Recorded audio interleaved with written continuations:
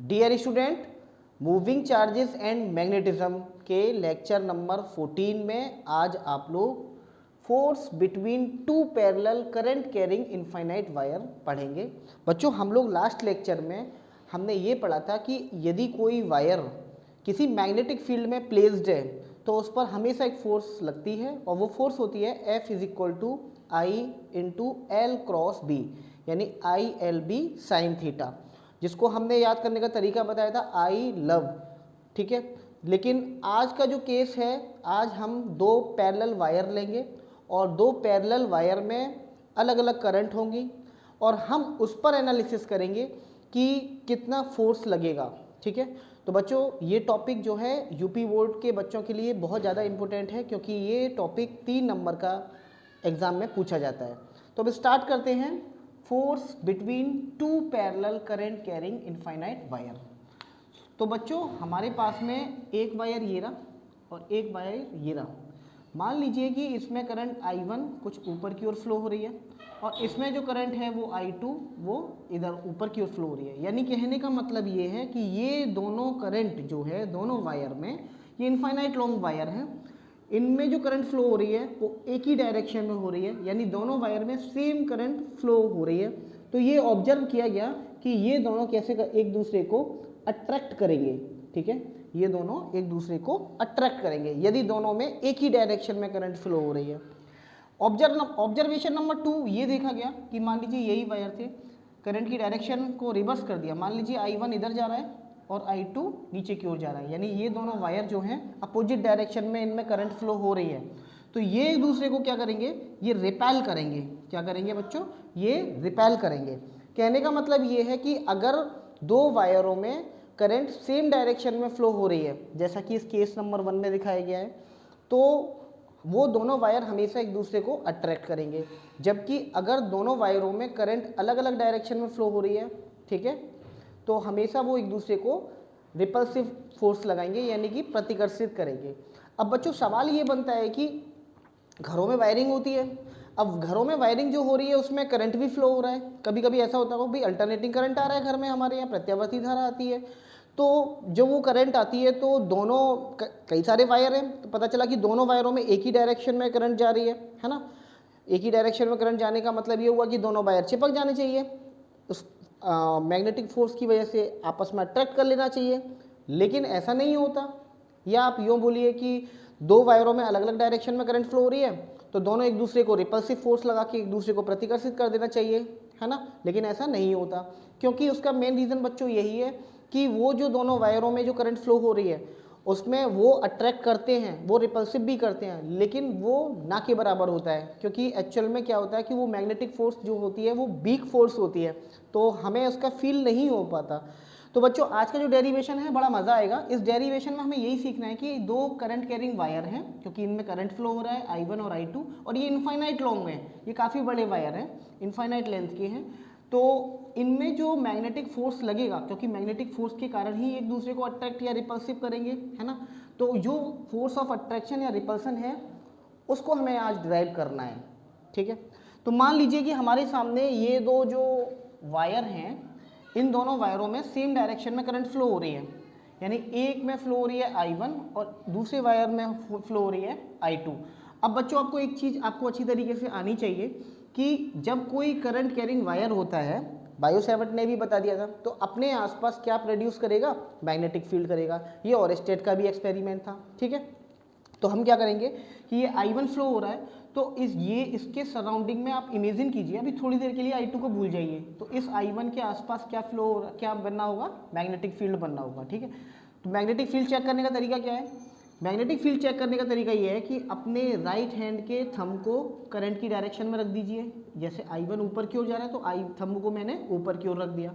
फिर अपनी उंगलियों को फैला लीजिए और जिधर चेक करना है अपनी उंगलियों को कर्ल कर लीजिए। तो मैं उंगलियों को अपनी कर्ल कर रहा हूँ, यानी मोड़ रहा हूँ, तो मुझे दिखाई दे रहा है कि यहाँ की तरफ इस वायर के राइट हैंड साइड में जो मैग्नेटिक फील्ड प्रोड्यूस होगा वो कुछ इस टाइप का होगा, इनवर्ड डायरेक्शन में। ध्यान से समझना, तो ये इनवर्ड मैग्नेटिक फील्ड बन गया,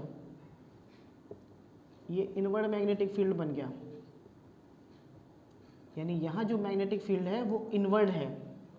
ठीक है, यानी इसकी वजह से जो मैग्नेटिक फील्ड बना, यानी मैग्नेटिक फील्ड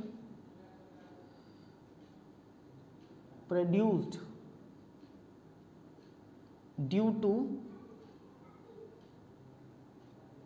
वायर 1 मान लीजिए इसको, ये वायर 2 मान लीजिए, ड्यू टू वायर 1, इस वायर की वजह से कितना मैग्नेटिक फील्ड बनेगा, B is equal to mu naught upon 4 pi and 2I1 upon, मान लीजिए ये डिस्टेंस अगर आपकी हमें इस पॉइंट पे चेक करना है, ये D डिस्टेंस है, तो 2I1 अपॉन D, सही है। यानी कहने का मतलब ये है कि ये एक स्ट्रेट वायर का केस हो गया, जिसमें मैंने आप लोगों को बताया था कि एक straight wire current carrying wire है, उसमें उसके आसपास कितना मैग्नेटिक फील्ड बनता है, तो वो डेरिवेशन मैंने कराया हुआ है, लेक्चर नंबर आप 4 देख लीजिएगा, उसमें बताया था मैंने कि mu naught by 4 pi 2I1 upon D निकल कर आता है, या 2I1 अपॉन आर निकल के आता है, यदि मुझे डी डिस्टेंस पर या आर डिस्टेंस पर चेक करना है। इसको इक्वेशन नंबर 1 दे देता हूँ। अच्छा बच्चों, ये जो I1 की वजह से जो मैग्नेटिक फील्ड बना है वो अंदर की तरफ बना है, यानी मैंने राइट हैंड साइड में चेक किया। अगर मुझे इधर की तरफ चेक करना हो तो मैं इधर भी चेक कर सकता हूँ, यानी कि ये बाहर की तरफ निकल के आएगा, ठीक है, लेफ्ट हैंड साइड में, अभी ज़रूरत नहीं है। अब थोड़ी देर बाद आप इस 2 वायर यानी सेकेंड वायर को एनालिसिस कीजिए। इस वायर को जब हम एनालिसिस कर रहे हैं तो ये वायर जो है इसके मैग्नेटिक फील्ड में प्लेस है, सेकेंड वाला वायर इस फर्स्ट वाले के मैग्नेटिक फील्ड में रखा हुआ है, ठीक है भाई। अच्छा जरा ये देखिए, इसकी भी तो खुद की फील्ड बन रही होगी, इसकी फील्ड देखते हैं, इसकी फील्ड कैसे बनेगी मैग्नेटिक फील्ड, तो आपको थंब को रखना है in the direction of current, यहाँ रखा, अपनी उंगलियों को खोलना है और उसके बाद में आपको मोड़ लेना है और ये मोड़ लेना है बाहर की तरफ, ठीक है। कहने का मतलब ये है कि इस वायर की वजह से जो मैग्नेटिक फील्ड बनना है इस साइड में आउटवर्ड है, ये सब आउटवर्ड बना, ये सब आउटवर्ड फील्ड बनना है, बाहर की तरफ बनना है, और खुद इसको इधर चेक करोगे तो ये खुद इनवर्ट बनेगा। कहने का मतलब ये है बच्चों कि ये वाला वायर पहले वाले वायर के मैग्नेटिक फील्ड में रखा हुआ है और पहला वाला वायर दूसरे वाले के मैग्नेटिक फील्ड में रखा हुआ है, ठीक है। यानी मैं कह सकता हूं magnetic field produced due to wire 2, ये आ जाएगा B is equal to mu naught by 4 pi 2I2, क्योंकि I2 करंट फ्लो हो रहा है, अपॉन डिस्टेंस कितना है D, क्योंकि मुझे D डिस्टेंस पे चेक करना है, ये निकल के आता है, ठीक है। क्लियर हुआ? कहने का मतलब ये है कि पहला वायर आपको दिखाई दे रहा है, पहला वायर जो है वो सेकेंड वाले के मैग्नेटिक फील्ड में रखा हुआ है और सेकेंड वाला जो वायर है वो पहले के मैग्नेटिक फील्ड में रखा हुआ है। तो अब बच्चों ये एक दूसरे को अट्रैक्ट करेंगे क्योंकि ये दोनों में करंट जो है वो सेम डायरेक्शन में जा रही है। अब कितने अमाउंट से अट्रैक्ट करेंगे वो अमाउंट निकाल लेते हैं। तो फोर्स होगा, जो फोर्स निकल के आने वाला है वो कुछ इस तरह से होगा, F फोर्स यानी कि F12, इसका मतलब ये हो गया force on wire 1 due to wire 2। इसी प्रकार से मैं बोल सकता हूँ F21, इसका मीन हुआ force on wire 2 due to wire 1। कहने का मतलब ये है कि F12, इसका मतलब क्या हुआ, इसका सिग्निफिकेंस समझिए। F12 का मतलब हो गया फोर्स ऑन वायर 1 यानी पहले वायर पर दूसरे की वजह से लगने वाला बल, और F21 का मतलब हो गया फोर्स ऑन वायर 2 यानी सेकेंड वायर पर पहले की वजह से लगने वाला बल, है ना। ये दोनों बच्चों ये होंगे वो बराबर होंगे, सीधी बात है। जितना फोर्स ये लगाएगा जितनी डिस्टेंस पर है उतनी डिस्टेंस पर ये है। भाई I1 I2 करंट फ्लो हो रहा है, अब इसका मैग्नेटिक फील्ड की वैल्यू मैंने निकाला था mu naught by 4 pi 2I1 by D, इसकी मैग्नेटिक फील्ड की वैल्यू है mu naught by 4 pi 2I2 by T. तो अब एक्चुअल में F12 होगा कितना, यानी F12 होगा कितना, F12 का मतलब ये हो गया force on 1 due to 2, force on wire 1 due to wire 2, ये होता है I into L cross B, यही मैंने बताया है I into L cross B, ये निकल के आता है आई लब, ऐसे याद कराया था मैंने। इसका मतलब हो गया, इसको ब्रेक करते हैं तो I L B sine theta, ये एक जनरल फॉर्मूला है। अब देखिए F12 किस वायर का निकाल रहे हैं हम, यानी पहले वाले पर एनालिसिस करना है। फर्स्ट को एनालिसिस कीजिए, तो फर्स्ट में I की वैल्यू है कितनी, I1 है, यहाँ I1 रख दीजिए मल्टीप्लाई बाय L, इसकी लेंथ L मान लीजिए, B, यहाँ B कितना है भाई, ये भी तो प्लेस्ड है, यहाँ B कितना है, यहाँ B है mu naught by 4 pi 2I2 upon D sine theta कितना है। अब theta is the angle between L and B, यानी लेंथ वेक्टर ये रहा, और मैग्नेटिक फील्ड जिसमें ये प्लेस है वो बाहर की तरफ है, ठीक है, लेंथ वेक्टर ऊपर और मैग्नेटिक फील्ड बाहर की ओर, यानी एंगल हो गया 90 डिग्री।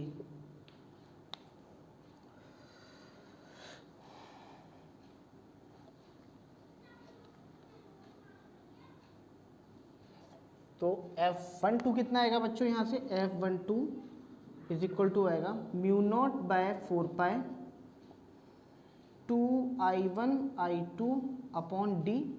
आप जानते हो कि साइन 90 की वैल्यू होती है 1। इक्वेशन नंबर 3 दे दीजिए इसको, यानी फोर्स ऑन 1 ड्यू टू 2 जो निकल के आएगा वो आएगा mu naught by 4 pi 2I1 I2 upon D, ठीक है। अब निकालते हैं F21।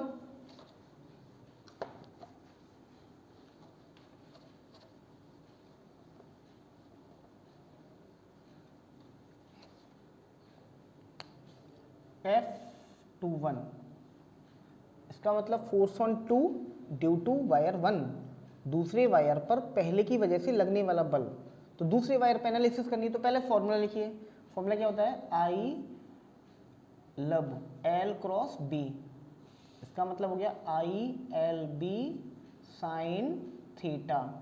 अब देखिए F21 यानी सेकेंड वायर की मैं एनालिसिस कर रहा हूँ, सेकेंड वायर ये रहा मेरा, सेकेंड वायर में I कितना है, I2, लेंथ वेक्टर L मान लीजिए, B, यहाँ B कितना है, यहाँ B कितना है, तो यहाँ जो B बन रहा है वो इसकी वजह से बन रहा है, क्योंकि ये वाला वायर इसके पहले वाले वायर की मैग्नेटिक फील्ड में रखा है, तो यहाँ की वैल्यू लगाएंगे। तो I1 की वजह से कितना मैग्नेटिक फील्ड बन रहा था, mu naught by 4 pi 2I1 upon distance कितनी है, क्योंकि हमें वायर जो 2 है वो D डिस्टेंस पर है, अपॉन D, और ये हो गया साइन। आगे लगाइए theta. What is the value of theta बच्चों, theta is the angle between L and B। फिर से समझिए, L लेंथ वेक्टर इधर, और ये रखा किसमें, इनवर्ड मैग्नेटिक फील्ड में, यानी अंदर की तरफ, ठीक है, लेंथ वेक्टर ऊपर और मैग्नेटिक फील्ड इनसाइड। तो इसका मतलब ये हो गया 90 degree. You can check very well. F21 is equal to mu naught by 4 pi 2I1 I2 upon D into L, यहाँ भी L आएगा, सॉरी L, और यहाँ साइन 90 आप जानते हो, साइन 90 कितना होता है, 1 होता है, ठीक है, साइन 90 की वैल्यू 1 लगा दी मैंने। अब आपको दिखाई दे रहा होगा दोनों टर्म्स बराबर हैं, mu naught by 4 pi 2I1 I2 upon D into L, mu naught by 4 pi 2I1 I2 by D into L. तो ये दोनों वायर बच्चों, क्योंकि सेम डायरेक्शन में करंट फ्लो हो रहा है, एक दूसरे को अट्रैक्ट करेंगे। अगर सेम डायरेक्शन में जाती है करंट तो अट्रैक्ट करेंगे, और अपोजिट डायरेक्शन में होती तो इतने ही अमाउंट से वो रिपल्सिव कर देते, यानी रिपल्सन फोर्स लगा के एक दूसरे को दूर हटा देते, है ना। तो अब हम कह सकते हैं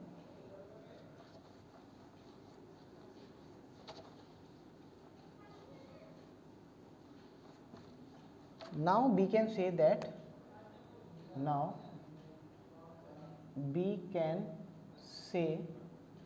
that F12 is equal to F21, F12 equal to 1 mu naught by 4 pi 2I1 I2 upon D into L। अब आप एक काम कीजिए बच्चों, F12 F21 को मैं F मान लूँ, तो यहाँ मैंने F मान लिया, F equal to mu naught by 4 pi 2I1 I2 upon D into L। अब यहाँ से बच्चों एम्पियर की करंट, एम्पियर की डेफिनेशन निकल के आती है, कहता है कभी कभी एग्जाम में पूछ लेता है कि डिफाइन 1 एम्पियर, यानी 1 एम्पियर को आप बताइए, समझाइए। तो एम्पियर की डेफिनेशन कैसे निकल के आएगी? तो अगर मैं एक काम करूं, F/L इज इक्वल टू कितना हो जाएगा, μ0/4π 2I1I2/d, सही है। यानी यहाँ से 2 से ये 2 कैंसिल आउट होगा, यहाँ पे 2 से 2 कैंसिल आउट होगा। F/L इज इक्वल टू आ गया म्यू नोट की भी वैल्यू लगा दीजिए 4π into 10⁻⁻7 into I1I2/2π into d। बात वही पड़ गई, 2 से 2 कैंसिल कर दीजिए, पाई से पाई। यानी फाइनली जो आपको रिजल्ट मिल रहा है वो क्या मिलेगा, F/L equal to 2 into 10⁻⁻7 I1I2/d। अब देखिए, इफ़ यदि I1 और I2 1 एम्पियर हो तो मुझे 1 एम्पियर की करंट को डिफाइन करना है। जो I1 है, I2 है, उसको मैंने 1 मान लिया, एंड डी भी 1 मीटर है। डी कितना है मेरा, ये भी 1 मीटर है। तो इस कंडीशन में फोर्स पर यूनिट लेंथ कितना होगा बच्चों, 2 इंटू 10⁻⁷ I1 1 I2 1 और डी भी 1, यानी इतना ही तो न्यूटन निकल के आएगा। तो कहने का मतलब ये 1 एम्पियर वो करंट होती है यदि दो इनफाइनाइट लॉन्ग वायर एक दूसरे के पैरेलल रखे हुए हैं, उन दोनों में करंट 1 एम्पियर तभी प्रवाहित होगी जब उन दोनों के बीच का सेपरेशन 1 मीटर हो और उन पर force per unit length 2 into 10⁻⁷ Newton के इक्वल हो। यानी उन पर जो बल लग रहा है पर यूनिट लेंथ में, पर यूनिट लंबाई पर, वो कितना होना चाहिए, 2 इंटू 10⁻⁷ न्यूटन पर मीटर। ठीक है, न्यूटन पर मीटर। तो बच्चों ये आज का लेक्चर है।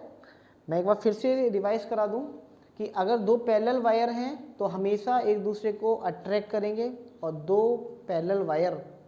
दो करंट कैरिंग पैरेलल वायर हैं और सेम डायरेक्शन में करंट फ्लो हो रही है तो हमेशा अट्रैक्ट करेंगे, और अगर अपोजिट डायरेक्शन में करंट फ्लो हो रही है तो वो एक दूसरे को प्रतिकर्षित करेंगे, यानी रिपल्सिव फोर्स लगा के दूर की ओर हटा देंगे। तो आप लोग मेहनत करते रहिएगा। नेक्स्ट लेक्चर में torque exalted on close loop आएगा, बहुत मज़ा आएगा उस डेरिवेशन में भी, बहुत ही मज़ा आने वाला है। मैग्नेटिज्म में पूरा ही मज़ा आता है। ठीक है, तो आप लोग मेहनत करते रहिएगा, पढ़ते रहिएगा। All the very best.